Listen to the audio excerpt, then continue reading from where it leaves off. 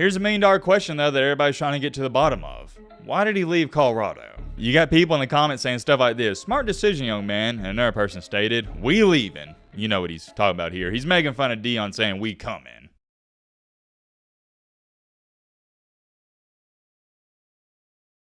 Ladies and gentlemen, boys and girls, I have good news. I feel like Gru from Despicable Me, you know that meme where he gets in front of the minions and says, guys, I have bad news. But anyways, that's besides the point. The point is we have not one, not two, but 3 topics to talk about in today's video. It has been a minute, and I mean a hot minute, since we've had a jam-packed college football video, and I can't tell you enough how excited I am. The days of us having a lot of stuff to talk about in the college football world throughout the offseason, it's few and far between, and we got to take advantage of it and relish opportunity. One of those said topics we're going to be talking about in today's video is no other than, guess who? Colorado. They're back in the news. Don't worry though, we're not going to be talking about Deion Sanders himself. We're here to talk about one of Colorado's players that has left, and it's not just any player. It was their starting cornerback. We also got to talk about one of the weirdest and strangest things you're ever going to see. A 2014, let me repeat that, a 2014 4-star recruit is coming back to play college football. Yes, that's right, you heard me correctly, but not only is he coming back to play college football, he's joining the big and bad and mighty SEC. Last but not least, Brian Kelly, head coach of LSU, he has came out and made a statement that is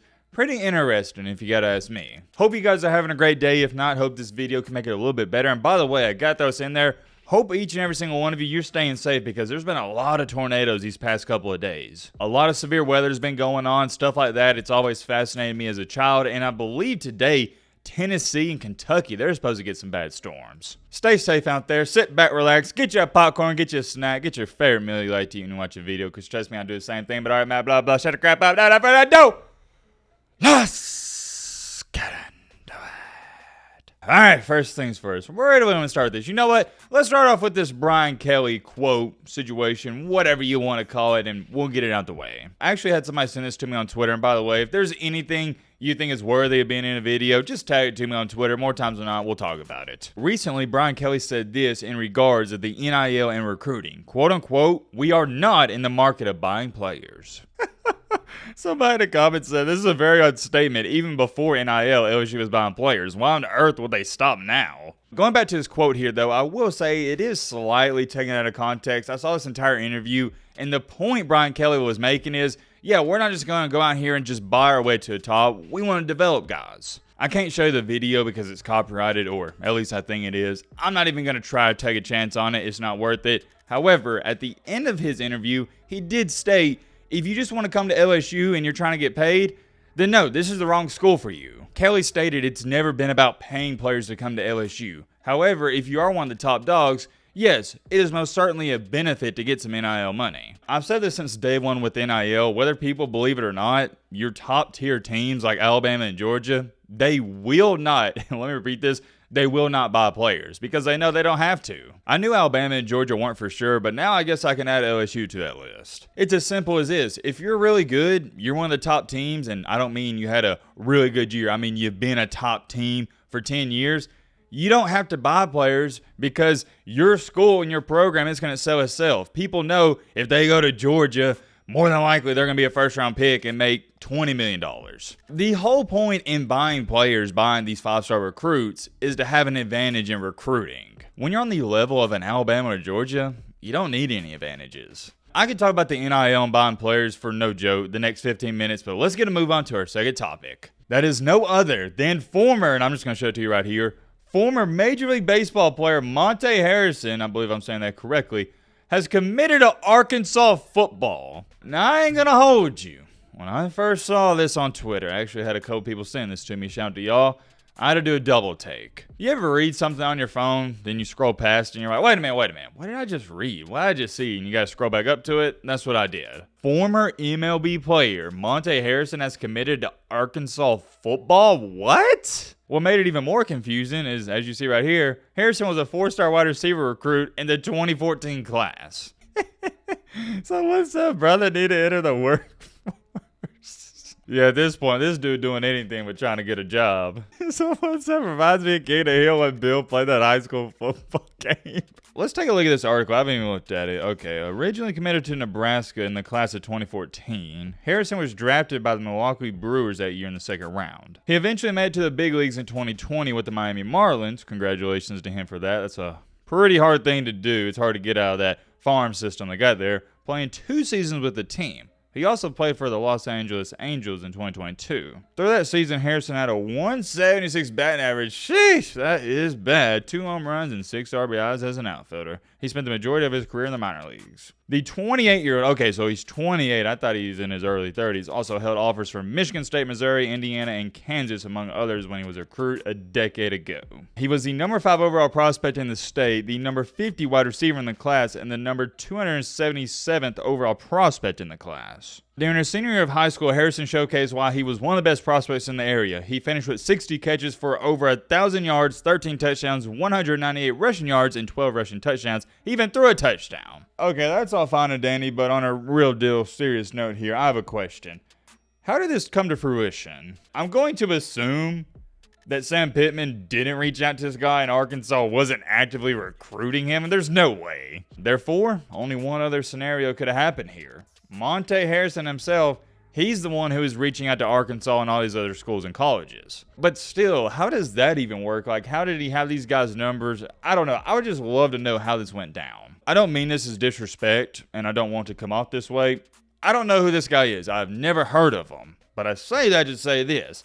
I can't sit up here and try to say, oh, he's bad, he's good. I don't know. Is this a splash in the pan thing where it's like, haha, yeah, you got the 30-year-old playing college football? Or no, is this a guy that can seriously be a weapon for the Arkansas football team? I have no idea. I will say this, for all the people that's joking on him for being really old, he's only, I know saying only is kind of crazy, but he is only 28 years old. I bring that up because think about a 28-year-old wide receiver in the NFL.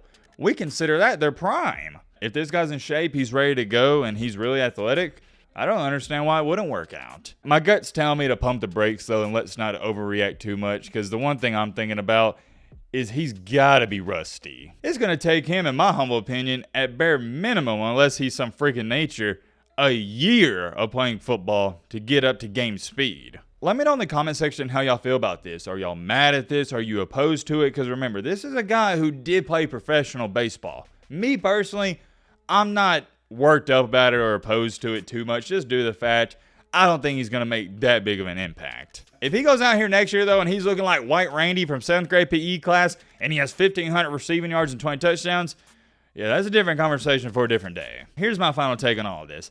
I think we got to have a deadline. If you are over 25 years old, you can't play college football anymore. That's just me. Because the whole point of college football is what?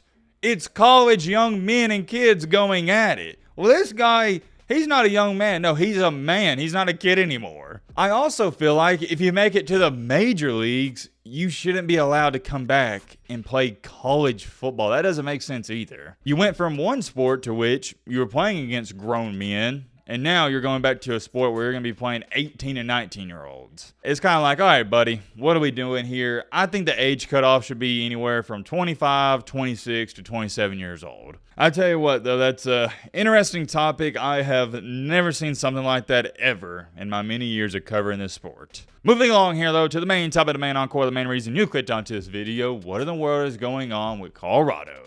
Well, my friend, I'm glad you asked because we got some new things to talk about. Last year we covered this a lot because I stated I thought it was a big pickup for Colorado. Omarion Cooper, cornerback from Florida State. Yes, the Seminoles. He left Florida State to team up with Travis Hunter at Colorado. Make no mistakes about it. You don't just play at Florida State because you're not very good. No, you got to be one of the most talented players in the nation. Last season for Colorado, Omarion Cooper started in 8 out of the 9 games. Unfortunately, he did miss the final 3 games of the season. In other terms here, he was a starting cornerback for Deion in Colorado. Well, recently he has left Colorado. He put his name in the transfer portal, and guess where he's going? Back to no other than Florida State. He started his career at Florida State. He was really good as a freshman, by the way. He had 2 interceptions, transfers to Colorado, and now he's back at Florida State. I can't tell you enough how much I hate to see this, and I'll explain why. What is one thing I have preached to you guys time after time on the channel when it comes to the transfer portal with all these kids out here? Be careful, because the grass isn't always greener on the other side, and a lot of these guys that enter the portal, they're finding that out the hard way. Caden Proctor, Alabama's starting offensive tackle, he did the exact same thing when Saban retired. He left Alabama for no lie. It was like 10 to 12 weeks, and then he transferred back to Alabama. As much as this is a detrimental loss for Colorado, it is. I don't want to overlook that.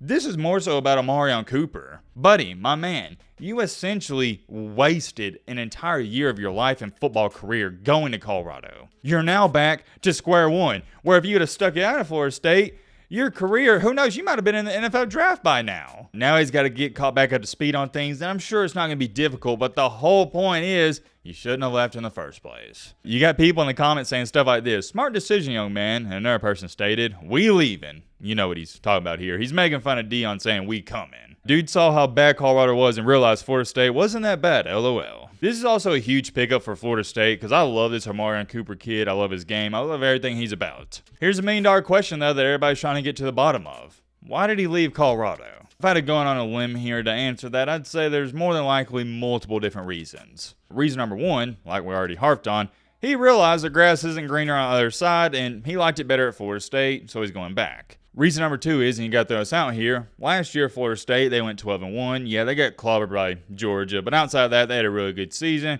Colorado, they went 4-8. I think Cooper saw Florida State's success, and he's like, dang, man, I could have been a part of that, and he wants to be a part of it next season. Because he knows Colorado, they're not going to win more than 7 games. They might not win more than 6. Another reason is he's at that point in his career where he needs to start improving his draft stock. This is common knowledge. If you're playing for one of the best teams, you're going to put yourself in front of more eyes and your draft stock is going to go up. Whereas if you're playing for Colorado and you're, let's just say 5-7, it's going to be hard to improve that draft stock unless you're a guy like Travis Hunter. It's no secret. These NFL teams love drafting from colleges that are really good and always competing for championships, but also they love drafting from teams that have a similar, let's just say, process of the NFL, like in Alabama, like a Georgia. The reason you see so many Alabama and Georgia players get taken by the Eagles and Lions is because they know Alabama and Georgia, they're installing that business-like approach and dang near that NFL approach to all these young men. Let me ask you a question. Do you really think it's a coincidence the Eagles get all these Georgia players? No. Same thing for the Detroit Lions.